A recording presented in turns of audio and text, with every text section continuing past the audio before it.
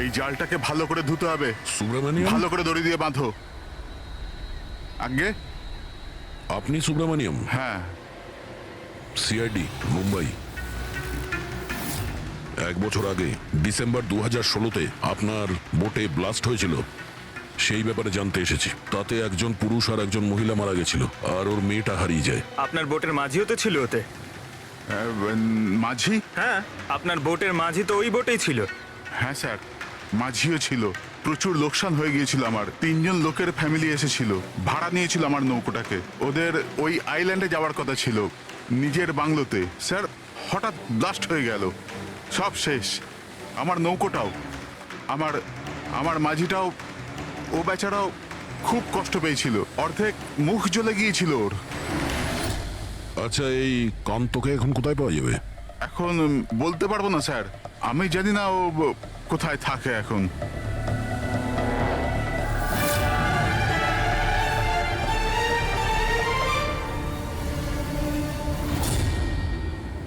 ইশারা কাকে করছিলেন? ইশারা? হ্যাঁ? ও স্যার, কে ওদিকে? স্যার, আমার স্যার।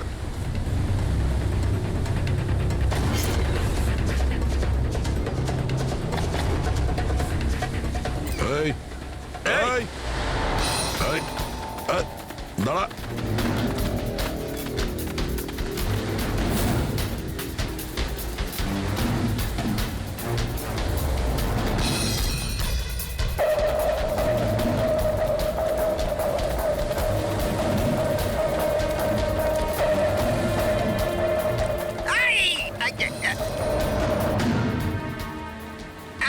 ছেড়ে দিন আমায়, ছেড়ে দিন আমায়, মুখটা ছেড়ে তো দিন। দেখা।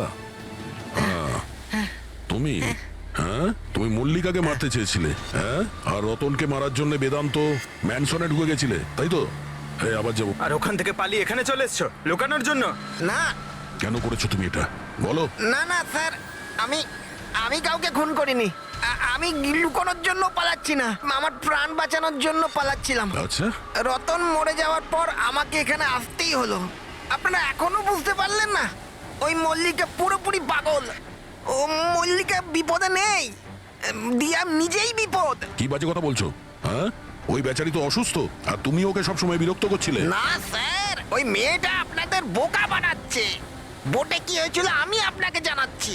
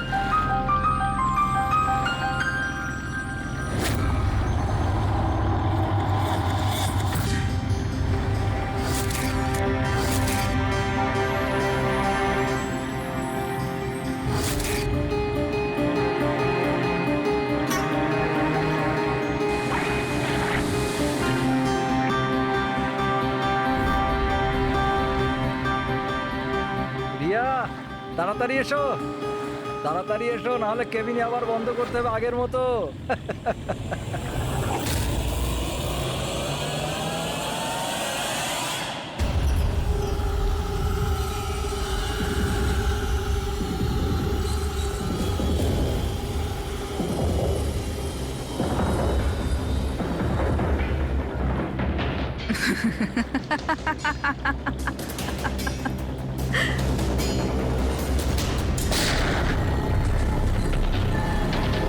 এটা আপনি কি করলেন? নিজের বাবা মাকে মেরে ফেললেন। দিয়া ম্যাডাম, এটা আপনি কি করলেন? কে দিয়া ম্যাম? আমার নাম সোনিয়া।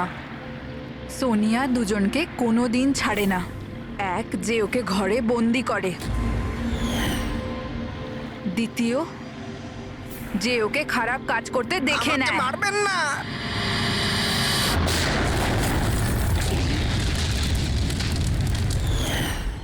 আমি তো বেঁচে গেলাম, কিন্তু বোটটা জ্বলে যাওয়ায় আমার মুখটাই জ্বলে গেল। তারপর আমি রতনের সাথে দেখা করতে যাই, যে এই বোটের বুকিং করেছিল।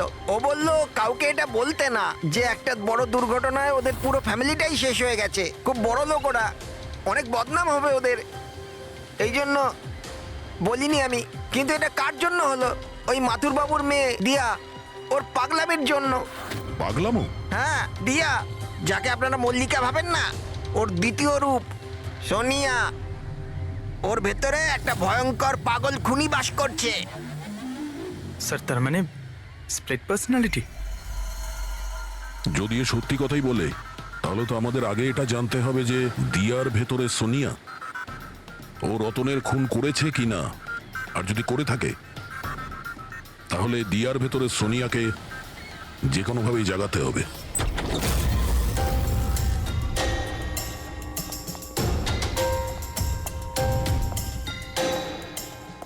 মিস্টার বেদান্ত, আপনি কিছুক্ষণের জন্য এখান থেকে চলে যান তো। আরে কিন্তু আপনারা এসব করছেনটা কি? তুমিও চলে যাও এখান থেকে। কিন্তু কিছু বলুন তো, ব্যাপারটা কি? সবকিছু বলবো, আপনি আগে এখান থেকে চলে যান প্লিজ। যান যান বাইরে। যান, তুমিও যাও। না না, আপনি না, আপনি ওখানে বসুন। স্যার, আপনি বসুন ওখানে। বেদান্ত, চলুন বসুন ওখানে। কি হয়েছে স্যার?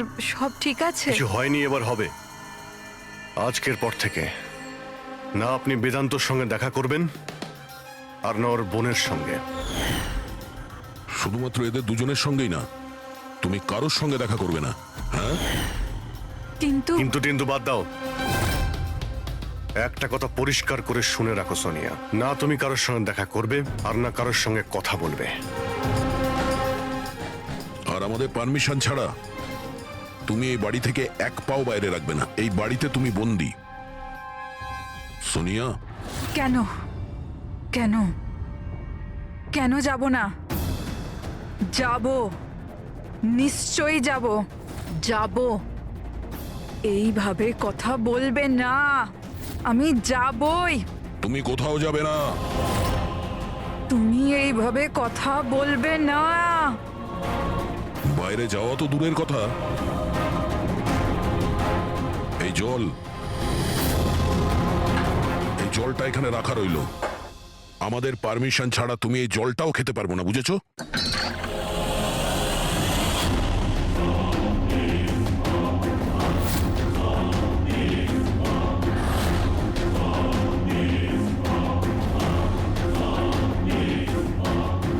তুই আটকাবি আমাকে,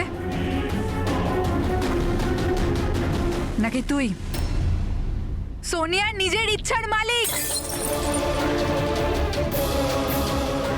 সোনিয়াকে কেউ আটকাতে পারবে না, সোনিয়াকে কেউ আটকাতে পারবে না।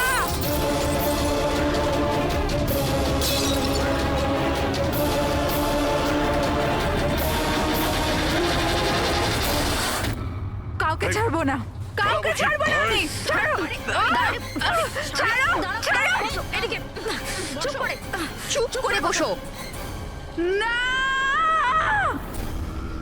না, কিচ্ছু করতে পারবে না তোমরা, কিচ্ছু করতে পারবে না। সোনিয়া থাকতে দিয়ার কেউ কিচ্ছু করতে পারবে না, কিচ্ছু করতে পারবে না।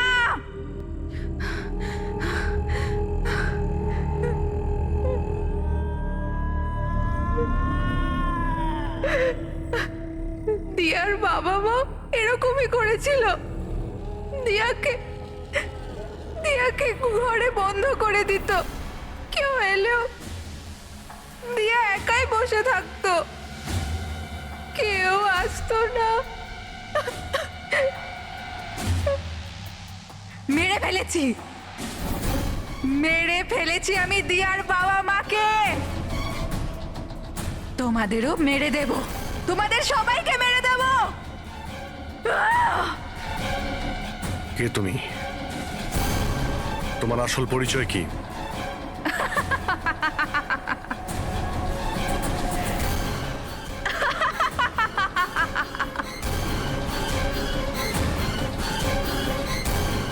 আমি কে? আমি আমি দিয়া, আমাকে বাঁচাও। আমি দিয়া, প্লিজ আমাকে বাঁচাও, প্লিজ। রতনকে তুমিই মেরেছো না?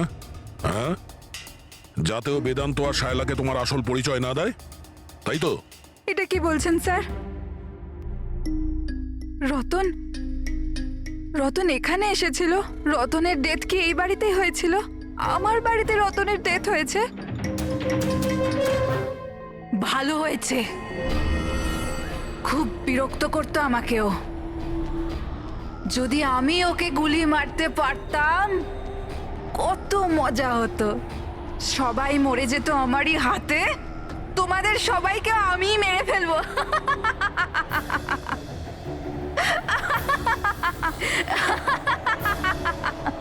খোলো আমাকে, আমি বলে দিচ্ছি, আমাকে খুলে দাও, না হলে তোমাদের সবাইকে মেরে ফেলবো।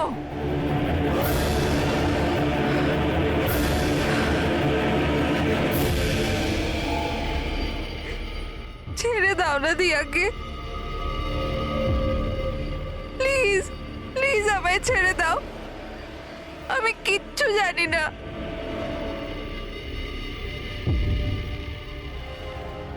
বেদান্ত, বেদান্ত, বেদান্ত, তুমি কোথায় গেলে? বেদান্ত কোথায়? প্লিজ আমাকে এখান থেকে নিয়ে যাও। খুলে দাও, খুলে দাও আমাকে।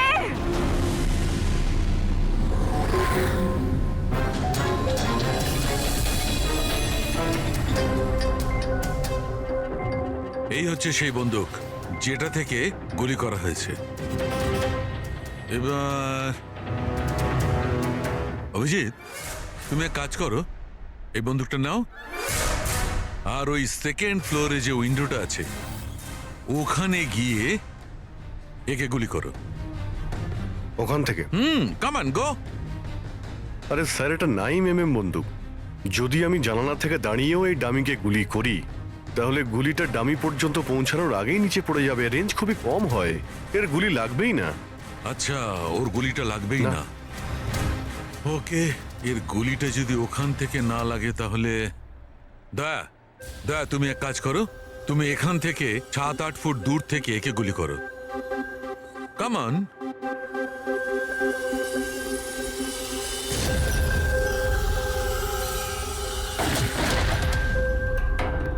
আপনি প্রমাণ কি করতে চাইছেন ডক্টর সালুকে? দয়া এটাই যে মল্লিকা বিপজ্জনক হতে পারে, খুনিও হতে পারে, কিন্তু ও নিজের ভাই রতনকে মারেনি। কি বেসিসে তুমি এটা বললে? আমি বলছি, দয়া, যখন তুমি একে গুলি মেরেছো এই গুলিটা সিধে এখানে গিয়ে লেগেছে এর খুলিতে নিচের দিকে।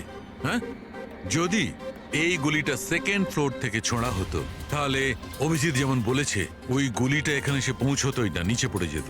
আর মনে করো যদি ওটা খুব পাওয়ারফুল গান হয়, গুলি একে লেগেও যায়, তাহলে গুলিটা এর ওপর থেকে নিচের দিকে লাগতো, কারণ গুলিটা এইভাবে আসতো এই ওপর থেকে নিচের দিকে। কিন্তু আমি যে ক্ষতটা পেয়েছি ওটা একদম সিধে গেছে, সিধে।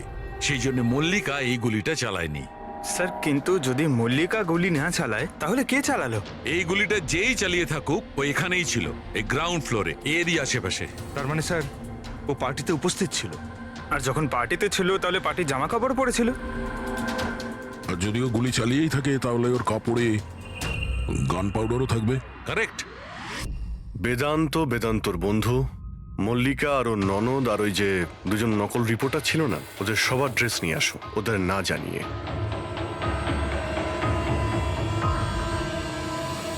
আমাদের কাছে এটা একটা অদ্ভুত কেস ছিল। শুরুতে আমরা বুঝতেই পারছিলাম না যে খুনি আসলে কে, কিন্তু কথায় আছে না, সত্য কোনোদিনও গোপন থাকে না। ও মল্লিকাকে হুমকি দিয়েছিল, ভয় দেখিয়েছিল, এটা সত্যি। আর 1 বছর আগে মল্লিকা ওর বাবা মাকে খুন করেছিল, এটাও সত্যি। কিন্তু মল্লিকার ভাইয়ের খুন না মল্লিকা করেছে আর না নৌকো চালক করেছে। ও রতনের খুন সেই করেছে যে রতনের খুব কাছে দাঁড়িয়েছিল, একদম কাছে। আর সে শুরু থেকেই আমাদের চক্রব্যূহতে ফাঁসিয়ে রেখে দিয়েছিল, আর আমরা ঘুরেই যাচ্ছিলাম। শেষ পর্যন্ত সে তারই চক্রব্যূহতে ফেসে যায়। ও আমাদের অনেক মিথ্যে কথা বলেছে, অনেক মিথ্যে, কিন্তু সত্যি বেশি দিন গোপন থাকে না। বেদান্ত, তুমি আমাদের অনেক মিথ্যে বলেছ, কিন্তু তোমার এই ড্রেস সত্যিটা বলে দিয়েছে। আমরা তোমার জামার থেকে গান পাউডার পেয়েছি।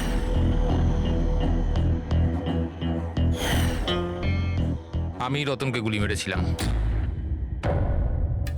রিসেপশনের একদিন আগে ওর একটা ফোন এসেছিল, আর ও রিসেপশনের দিনও এখানে এসেছিল। আমি ওর সাথে একা দেখা করতে গেলাম, কি সব উল্টোপাল্টা কথা বলছিল। বলছিল যে মল্লিকার মাথার ঠিক নেই, ওর নাকি ডিসঅ্যাসোসিয়েটিভ ডিসঅর্ডার আছে, স্প্লিট পার্সোনালিটি, জানি না আরো কি সব বলছিল। বলছিল মল্লিকাই নাকি ওর মা বাবাকে মেরেছে, আর ও আমাকেও নাকি মেরে দেবে। খুব রাগ হয়েছিল ওর ওপরে।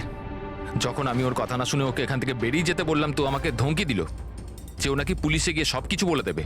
ও তো ভয় পাচ্ছিল যাতে মল্লিকা না ওর খুন করে দেয়। তারপরে খুব অদ্ভুত অদ্ভুত কথা বলছিল যে মল্লিকা পাগল হয়ে গেছে, জোরে জোরে চিল্লাতে শুরু করে দিল। বলছিল যে মল্লিকাকে ঘরের ভেতর আটকে রাখো, না হলে সবাইকে মেরে দেবে। আমি ওর কথা শুনলাম না, আর ওকে বললাম যে ও যেন ওখানেই দাঁড়ায়।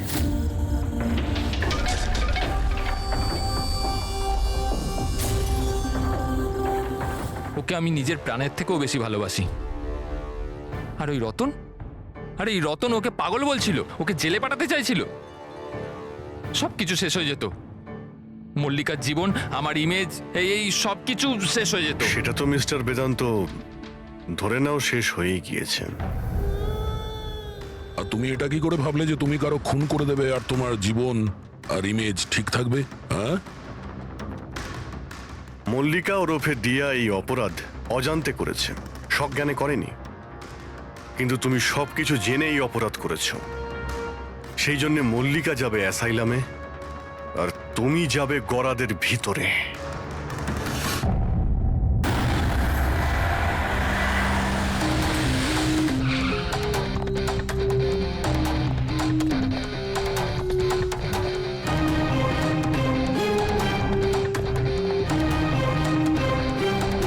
মল্লিকা কেমন আছে? ও ঠিক আছে তো? দেখুন প্লিজ, ওর খেয়াল রাখুন। আমি এক্ষুনি হসপিটাল পৌঁছচ্ছি। হ্যাঁ, এক্ষুনি, কিছুক্ষণের মধ্যেই আসছি। ওকে, থ্যাংক ইউ। আচ্ছা, আপনি কি ফোন করেছিলেন? হ্যাঁ, আমি ফোন করেছিলাম। এই ভদ্রলোক এখানে, জানি না কেউ এই বেচারাকে। আপনি এনাকে চেনেন? না স্যার, আমি তো ওকে চিনি না। কিন্তু দেখুন স্যার, আপনি বলেছিলেন যতক্ষণ না আপনি আসেন আমি এখানেই থাকি, তো আমি ছিলাম। এবার আমার হসপিটালে যেতে দিন, আমার ওয়াইফ হসপিটালে ভর্তি। গুলি সোজা মাথায় লেগেছে, মনে হচ্ছে এখনো ভেতরেই আছে। এর স্কাল্প আর নাক খুব বাজেভাবে ভেঙে গেছে। চোয়ালটা ভাঙেনি, কিন্তু একে শনাক্ত করা খুব মুশকিল। মুখ একদম নষ্ট হয়ে গেছে, ফেসটা রিকনস্ট্রাকশন করতে হবে। স্যার প্লিজ আমাকে হসপিটাল যেতে দিন। দেখুন, সরি, আমরা আপনার অবস্থা বুঝতে পারছি, কিন্তু এখানে কি হয়েছিল সেটা না জেনে আপনাকে যেতে দিতে পারছি না। Sir, please sir. দেখুন, আমি জানি যে আপনি এই লোকটাকে চেনেন না, কিন্তু এর মৃত্যু আপনার কম্পাউন্ডে, আপনার বাড়িতেই হয়েছে। এটা কোনো কোইন্সিডেন্স তো হতে পারে না, কিছু তো ব্যাপার আছে। দেখো তো আশেপাশে কোনো বন্দুক পাও কিনা। স্যার,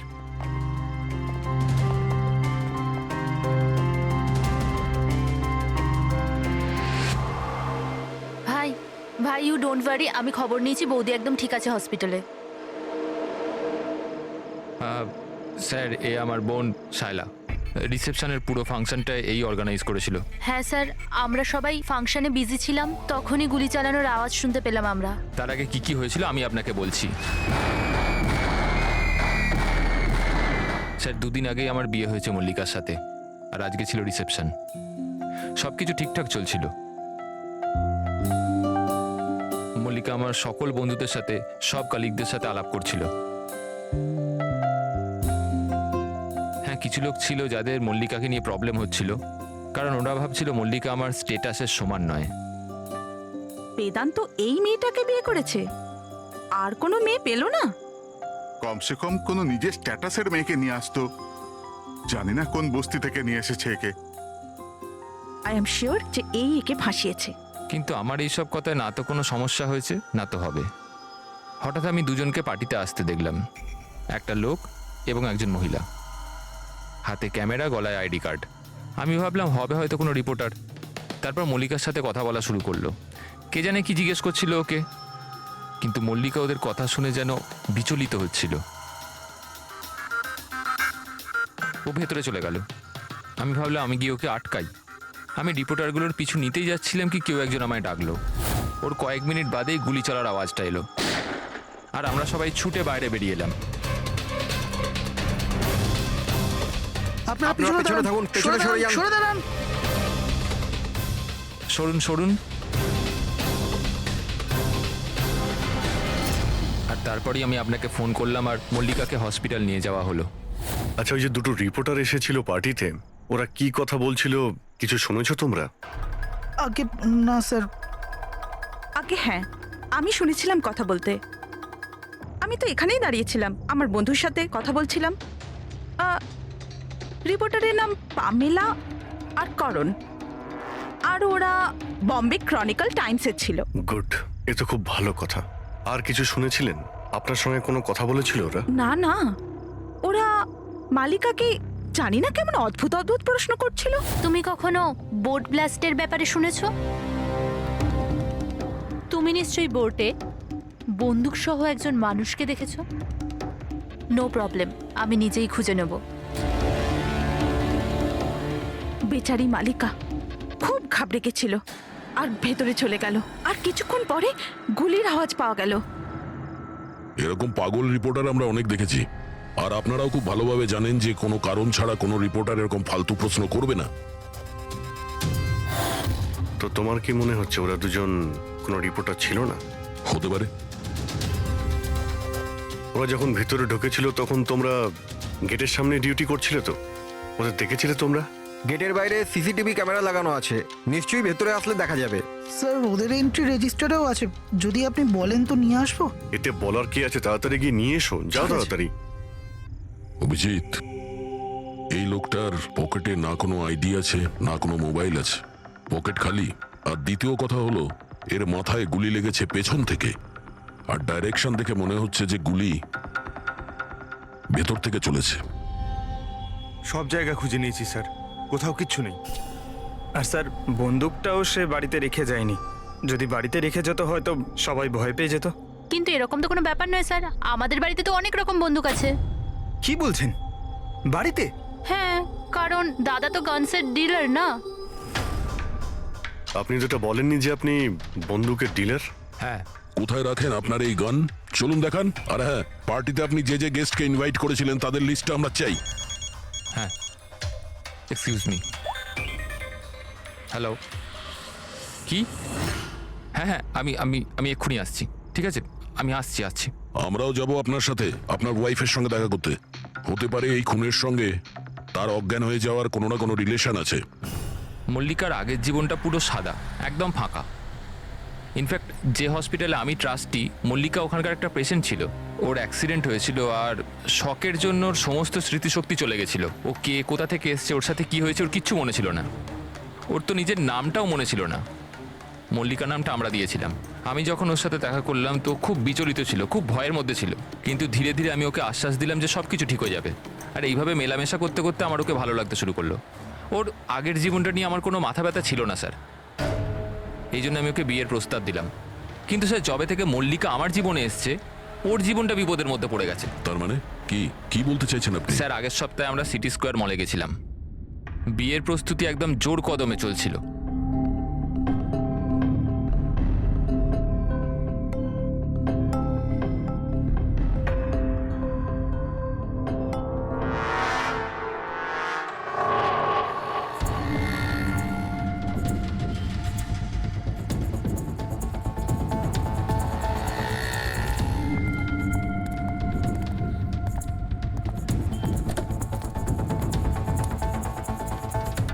ম্যাডাম, মনে হচ্ছে আমি আপনাকে আগে কোথাও দেখেছি। আমায় চিনতে পারলেন না আমাকে? না, আমি চিনি না আপনাকে। কি বলছেন চিনতে পারলেন না? এই দেখুন পোড়া মুখ, বোট, কিছু মনে পড়ছে না আপনার? না সরি, আমি আপনাকে চিনি না। কি বলছেন আপনি চিনতে পারছেন না? আমি জানি তো আপনি দিয়া ম্যাডাম, তাই না? আপনার কিছু ভুল হচ্ছে। আমার নাম মল্লিকা। আরে আপনি দিয়া ম্যাডাম তো। বোটে আপনি এসেছিলেন আপনার জন্মদিন পালন করতে, মনে নেই? না। নেই কি করে? আপনি মনে করুন। আরে আমার হাত- এই দেখুন আমার পোড়া মুখ। হাত ছাড়ো। আমার কোনো ভুল হতেই পারে না। আপনি চিনতে এই, পারছেন না আমাকে? ছাড়ো গে, আমি ছাড়ো চিনি গে। না আপনাকে। হাত দিচ্ছিস কেন কি গায়ে? বলছেন কি? উনি তো আমাকে চেনেন, দিয়া ম্যাডাম। এনার জন্যই আমার মুখটা পুড়ে গেছে, এখন আমাকে চিনতেই অস্বীকার করছে। তুই এখান থেকে বেরো, না হলে কিন্তু আমি পুলিশকে ডাকবো। আরে পুলিশ, আরে পুলিশ, এই, দাঁড়া, দাঁড়া। পুলিশকে ডাকবে ও। কিছু হয়নি, it's all right, it's all right. চলো চলো, তুমি গাড়িতে বসো। সেই লোকটা আর কোনোদিন সামনে এসেছিল? না স্যার, কিন্তু ওর দুদিন পরে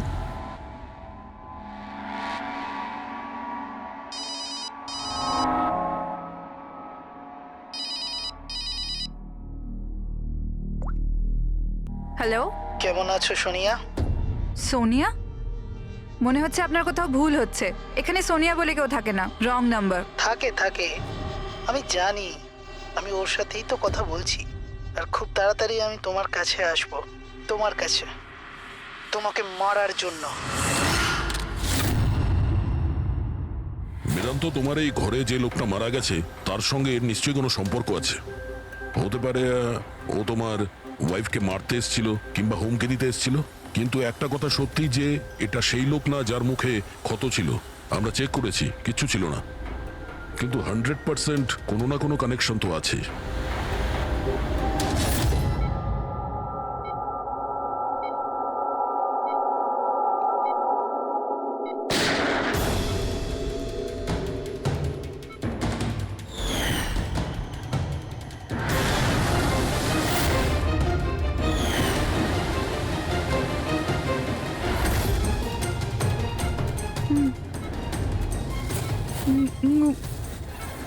গুলি,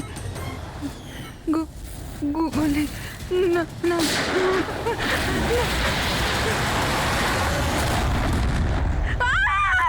না, ইঞ্জেকশন। না, কাম ডাউন, কাম ডাউন। আমাকে ছেড়ে দাও। আমি কিছু করিনি, ছেড়ে দাও। Mallika, are you all right? Relax, তুমি হসপিটালে আছো, একদম সেফ আছো। মল্লিকা, মল্লিকা, মল্লিকা কেমন আছো তুমি? হ্যাঁ, ও গড, কেমন, ঠিক আছো তো তুমি? ঠিক আছো? ডক্টর ঈশান্ত, আপনি বলছিলেন যে বেদান্তকে, যে মল্লিকা একটু অস্থির হচ্ছিল, কিছু বিড়বিড় করছিল। কি কি হয়েছিল ওর? আসলে মল্লিকা যখন জ্ঞান ফিরলো খুব অদ্ভুত ধরনের কথা বলছিল। এরকম মনে হচ্ছিল যেন ও এখানে তো আছে কিন্তু ওর মস্তিষ্ক অন্য কোথাও। মানেটা কি? এরকম মনে হচ্ছিল যেন ও কোনো পুরনো ঘটনার কথা মনে করছিল। ওর অবচেতন মন যেন ওই ঘটনাটাই দেখছে। মল্লিকা, দেখো, ঘাবড়িও না, কিচ্ছু হবে না তোমার। তুমি কি দেখেছো বলো, কি শুনেছো? গুলির আওয়াজে আমার চোখ খুললো। যখন যখন আমি চোখ খুললাম তো আমি অদ্ভুত অদ্ভুত জিনিস দেখছিলাম। একটা বোট, আর আর আর একটা লোক, আর একটা লোক। ওই লোকটার হাতে একটা একটা বন্দুক ছিল, আর বন্দুকটা আমার দিকে তাক করে, আর আর ওই ব্লাস্ট হয়ে গেল। ওই ব্লাস্ট।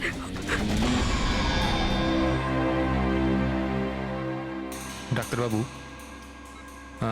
এমনটা তো নয় যে মেডিকেশনের জন্য ওর হ্যালুসিনেশন হচ্ছে?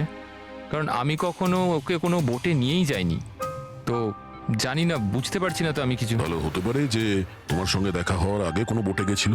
হ্যাঁ, তবে তুমি তো বলেছিলে না যে তুমি যখন ওর সঙ্গে দেখা করেছিলে ওর আগের জীবনের কথা কিছু মনেই ছিল না? এক্স্যাক্টলি, এরকম মনে হচ্ছিল যেন ওর কোনো পুরনো ঘটনা বা ওর জীবনের কোনো মুহূর্ত ওর মস্তিষ্কে নাড়া দিচ্ছে। ডাক্তারবাবু, আপনি তাহলে বলতে চাইছেন যে এটাও মল্লিকার জীবনের গল্পের একটা অংশ? হতে পারে সেটা। আমাদের সাবকনসিয়াস মাইন্ড কখনো কখনো কোনো ঘটনাকে, ওর মেমোরিকে মনের মধ্যে আঁকড়ে ধরে রাখে। আর ওই ঘটনার সঙ্গে সম্পর্কিত কোনো ঘটনা বা জিনিস সামনে আসে, তাহলে ওই ঘটনাটা আবার পুনরায় মনে আসে। বেদান্ত, মনে হচ্ছে তোমার ভয় ঠিকই ছিল। মল্লিকার জীবনের ঝুঁকি আছে। ওই লোকটা যে তোমার বাড়িতে মারা গেছে ওই ষড়যন্ত্রের সঙ্গে যুক্ত আছে। কিন্তু এটা আপনি কিভাবে বলতে পারেন? সেই কারণেই তো করোনার পামেলা মল্লিকাকে উল্টোপাল্টা প্রশ্ন করছিল যে তুমি কখনো কোনো বোটে চেপেছো কিনা, কিংবা কোনো লোককে বন্দুক হাতে দেখেছো কিনা। এই কেস একটা অন্যের সঙ্গে যুক্ত। প্রথমে তো এটা জানতে হবে বেদান্তর ঘরে ওই গুলিটা চালিয়েছে কে।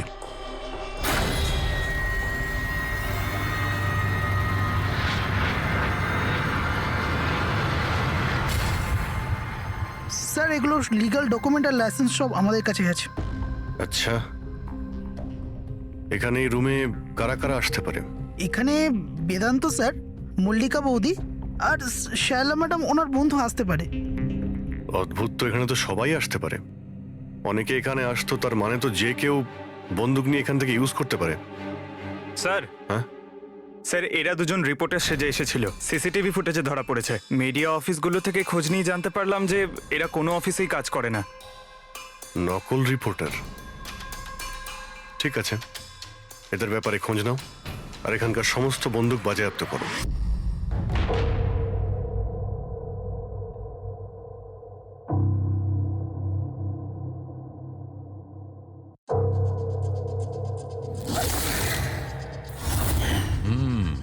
থ্যাংক গড এর চোয়ালের হাড়গুলো আর চিক বোনটা ঠিক আছে, নাহলে মুখটা তৈরি করা খুব মুশকিল হয়ে যেত।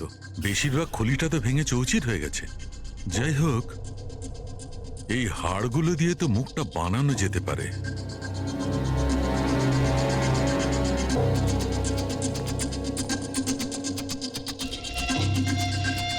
এর মধ্যেই আছে সেই বন্দুকটা যেটা দিয়ে ওকে গুলি করা হয়েছে। জানতে হবে প্রথমে এর মুখটা তো আগে তৈরি করি।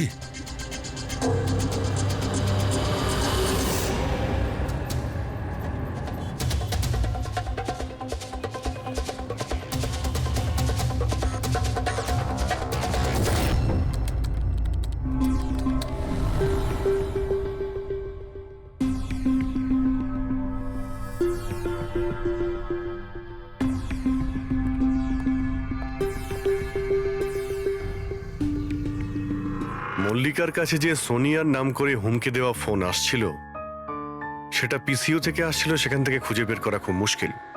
আর এই লোকটা মানে অর্ধেক পুড়ে যাওয়া লোকটা, যে ওকে ভয় দেখাচ্ছিল, এর কোনো ক্রিমিনাল রেকর্ডও নেই।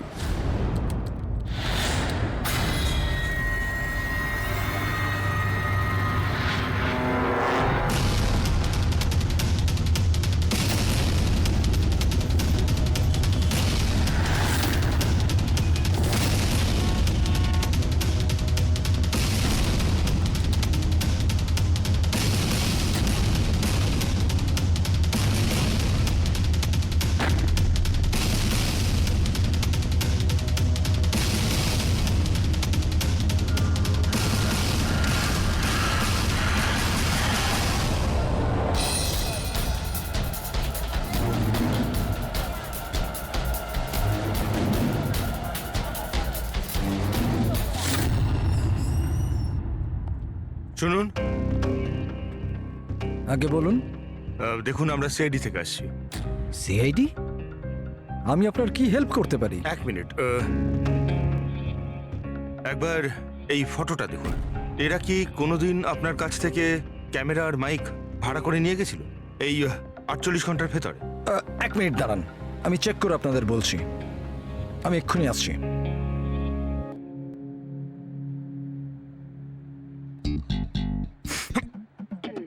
কি হয়েছে? আরে ধরিস না, খারাপ হয়েছে। কিচ্ছু হবে না।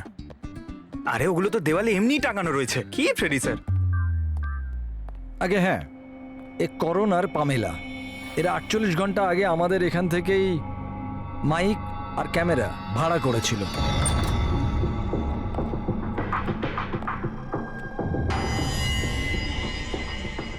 আপনারা কি জানেন মল্লিকার জীবনের ব্যাপারে? সত্যি কথা বলুন। স্যার আমি আর আমার স্ত্রী থিয়েটার অ্যাক্টার্স। শায়লা আসলে আমাদের ফিনান্সিয়ালি অনেক উপকার করেছে। তো হি ইজ রাইট স্যার। আসলে আমাদের বলা হয়েছিল যে মল্লিকাকে অদ্ভুত অদ্ভুত প্রশ্ন করতে, আমরা তো শুধু ওটাই করেছি। বিশ্বাস করুন, আমরা এটা ছাড়া আর কিচ্ছু জানি না। প্লিজ আমাদের ওপর বিশ্বাস করুন। হেই, শায়লা এরকম কেন করবে? এমন কিছু তো আছে মল্লিকার গত জীবনের ব্যাপারে যে ওই মেয়েটা জানে আর আমাদের কাছে লুকোচ্ছে।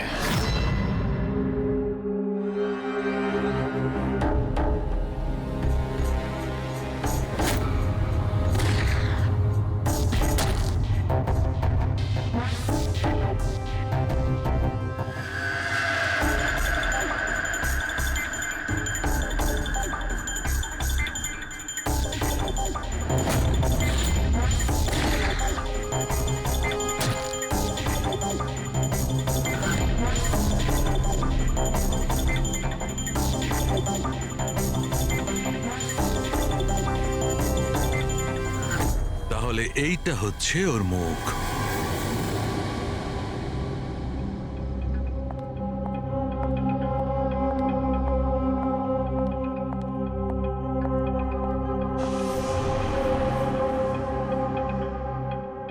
আপনারা এখানে?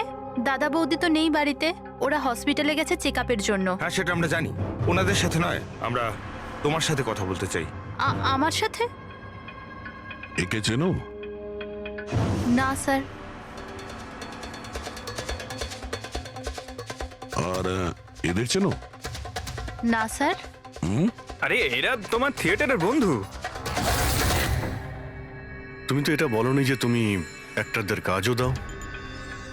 এই পার্টিতে তুমি ওদের ডেকেছিলে না মল্লিকাকে ভয় দেখাতে আর উল্টোপাল্টা প্রশ্ন করার জন্য?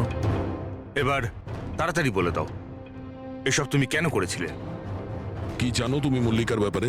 হ্যাঁ, ওর আগের জীবনের ব্যাপারে?